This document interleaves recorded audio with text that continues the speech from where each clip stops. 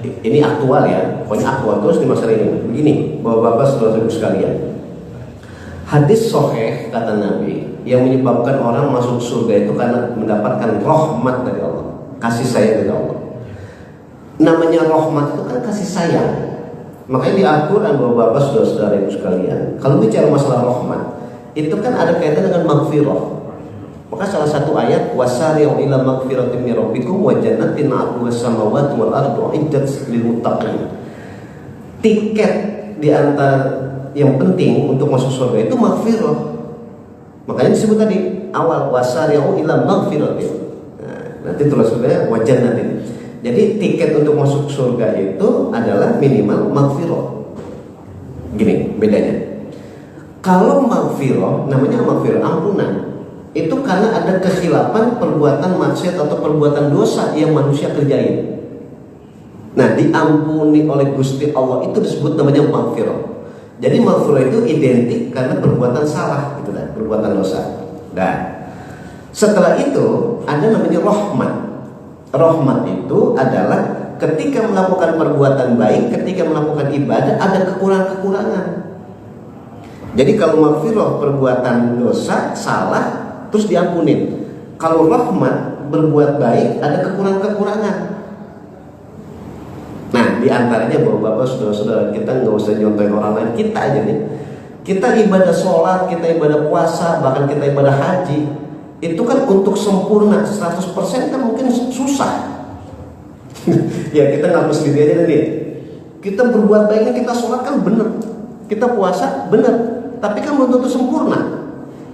Nah, karena ada ketidaksempurnaan ini, kita mengharapkan Allah memberikan rahmat, Allah memberikan kasih sayang, sehingga ada ketidaksempurnaan berkat rahmat dari Allah itu tertutup, gitu. Berarti yang namanya kan kekurangan, kurang sempurna. Karena ada rahmat dari Allah malah sempurna. Berarti itu masuk akal banget kalau masuk surga itu rahmat dari Allah. Tapi Allah memberikan rahmat kalau orang beribadah dulu, kalau orang beramal soleh dulu. Berarti enggak akan mendapatkan rahmat kecuali orang yang ibadah. Bukan pemahaman begini, udah dah kita nggak usah sholat, kita nggak usah puasa, kita nggak usah ngeluarin zakat dan sebagainya. Ntar kalau Allah kasih rahmat masuk surga, kalau Allah nggak kasih rahmat ya udah masuk neraka. Yang kagak bakalan masuk surga. Saya analogi ini, saya kiasin gini. Ada orang perlu duit cepet. Cepet berapa Pak?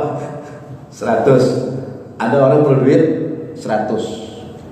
Tapi dia udah punya duit 75. Gitu. Udah punya modal 75 kan kurang cuman 25. Kita kasih 25 itu namanya syafaat. Jadi jenenge yang namanya syafaat itu bantuan. Gitu. Orang perlu duit 100, dia udah punya 75, udah punya modal, kita tambahin 25 kan jadi pas 100. Itu namanya syafaat. Kalau kita ciri khaskan ke Gusti Allah itu namanya rahmat. Udah punya modal dulu, ada kekurangan, dicamplengin kalau orang Betawi itu namanya rahmat, itu namanya syafaat. Sama orang ngarepin syafaat, ibadah kagak. Kalau kata orang Betawi tange. Jauh, hayat caranya menahu. Jadi orang yang akan mendapat syafaat itu kalau dia melakukan ibadah dulu. Modalnya gitu kayak orang perlu di 100 tadi. Sama orang pengen mendapatkan rahmat dari Allah, ya harus ibadah dulu. Ada kekurangan-kekurangan ibadahnya, ada kekurangan-kekurangan beramal solehnya. Itu karena dia mendapat